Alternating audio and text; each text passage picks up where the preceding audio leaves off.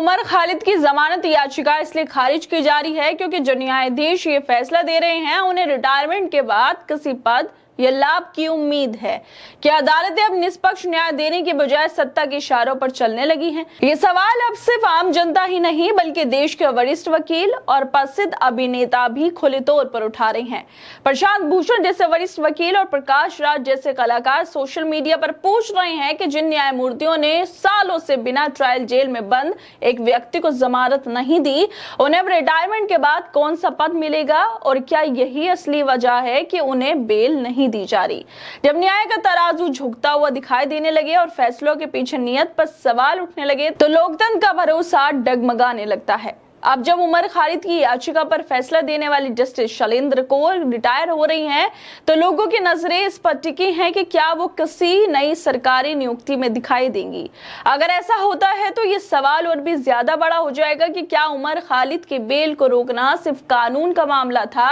या इसके पीछे कोई और इरादा छिपा था। दरअसल दिल्ली में 2002 में हुए दंगों से जुड़ी साजिश के मामले में दिल्ली हाईकोर्ट का ताजा फैसला एक बार फिर चर्चा का विषय बना हुआ है। अदालत ने उमर खालिद, शर्जील इमाम, मोहम्मद सलीम खान, शिफाउर रहमान, अतहर खान, मीरान हैदर, अब्दुल खालिद सैफी और गुलफिशा फातिमा की जमानत याचिकाएं खारिज कर दी। इन सभी पर सीए और एनआरसी के खिलाफ हुए विरोध प्रदर्शनों के दौरान हिंसा फैलाने और दंगों की साजिश रचने जैसे गंभीर आरोप लगाए गए, जिसमें गैर कानूनी गतिविधि रोकथाम अधिनियम यानी यूएपीए जैसी कठोर धाराएं भी शामिल हैं। लेकिन सबसे बड़ा सवाल अब ये उठ रहा है कि आखिर उमर खालिद जैसे लोगों को 5 साल तक बिना ट्रायल के जेल में क्यों रखा गया और उन्हें बेल क्यों नहीं दी जा रही है। उमर खालिद की जमानत को लेकर यह बहस अब सिर्फ कानूनी दायरों में नहीं बल्कि सामाजिक और राजनीतिक विमर्श का हिस्सा बन चुकी है। वरिष्ठ वकील प्रशांत भूषण ने इस फैसले को रिडिकुलस बताते हुए सवाल उठाए हैं कि जो न्यायमूर्ति शैलेंद्र कौर इस फैसले का हिस्सा थी वो अब रिटायर हो रही हैं और अब देखना यह होगा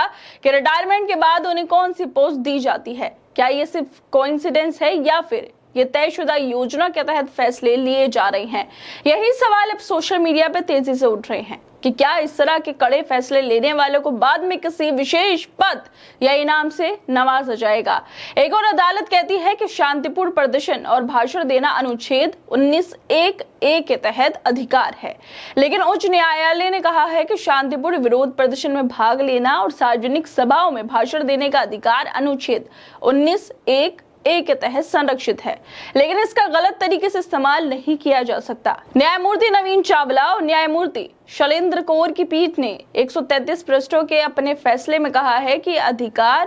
अधिकार पूर्णतः लागू नहीं होता क्योंकि ये संविधान द्वारा लगाए गए उचित प्रतिबंधों के अधीन है। अगर विरोध प्रदर्शन के अप्रतिबंधित अधिकार के प्रयोग की अनुमति दी गई तो ये संवैधानिक ढांचे को नुकसान पहुंचाएगा और देश में कानून व्यवस्था की स्थिति को प्रभावित करेगा। जब देश के बड़े अपराधी जमानत पर बाहर घूम रहे हैं, राम रहीम जैसे लोग जेल से जब चाहे बाहर आ सकते हैं, उनको बार बार पैरोल मिल जाती है, लेकिन उमर खालिद को बेल नहीं मिलती। इस फैसले को लेकर अब एक और सवाल ये भी उठ रहा है कि क्या न्यायपालिका पर राजनीतिक प्रभाव का दबाव है। क्या ये महज कोइंसिडेंस है कि जिन लोगों ने जमानत नहीं दी उन्हें रिटायरमेंट के बाद किसी सरकारी आयोग या कहीं और नियुक्ति मिलती हुई नजर आ जाएगी। पहले भी ऐसे कई एग्जाम्पल देखे गए जहां रिटायरमेंट के फौरन बाद न्यायाधीशों को राज्यपाल, आयोग सदस्य या बाकी संवैधानिक पदों पर बैठा दिया गया। अब जो जस्टिस शैलेंद्र कौर रिटायर हो रही हैं तो जनता की नजरें इस पर टिकी हैं कि आगे उन्हें क्या भूमिका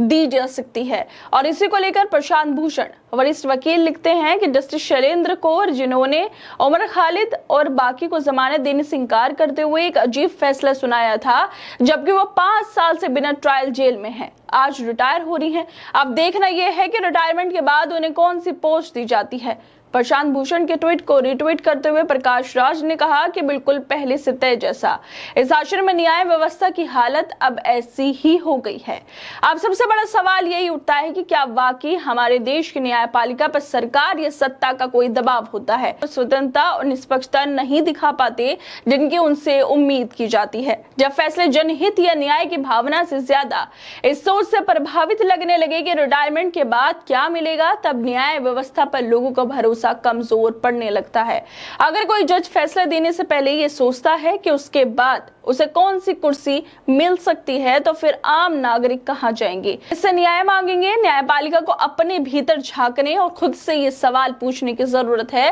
कि क्या वो सच में स्वतंत्र है या फिर अब सत्ता की छाया में काम कर रही है। जजों पर न्यायपालिका पर कोई सवाल नहीं उठा रहा और ना ही उठाने चाहिए, लेकिन एग्जाम्पल ऐसे दिए जा रहे हैं या फिर ऐसे रहे हैं कि जजों को अच्छे पद मिल गए रिटायरमेंट के बाद, तो सवाल खड़े होते हैं कि क्या पद के लालच में जज ऐसे फैसले देते हैं जिन पर बार बार सवाल उठाए जाते हैं। हर दोस्तों, आप लोगों को लगता है इस वीडियो को लेकर हम अपनी राय जरूर दें। और लेकिन इसी के साथ हमारी अपील है आप लोगों से कि जिस तरह से भारत के कई राज्यों में, पंजाब हो, हरियाणा हो, उत्तराखंड या फिर जम्मू कश्मीर जैसे राज्यों में बाढ़ आई हुई है, लोग प्रभावित हो रहे हैं, तो हमारी अपील है कि अगर आप लोग मदद करना चाहें तो हम QR कोड अपनी स्क्रीन पर आपको दिखा रहे हैं, वहां जाकर मदद कर सकते हैं। पंजाब में काफी बुरा हाल है, काफी सारे लोगों की मौत भी हो चुकी है, तो इस जिम्मेदार नागरिक के तहत आप उन लोगों की मदद जरूर करें, क्योंकि पूरा भारत, हर कोई पंजाब, हरियाणा, उत्तराखंड या फिर जम्मू कश्मीर या जहां जहां बाढ़ आई हुई है उन सब लोगों के साथ खड़ा है।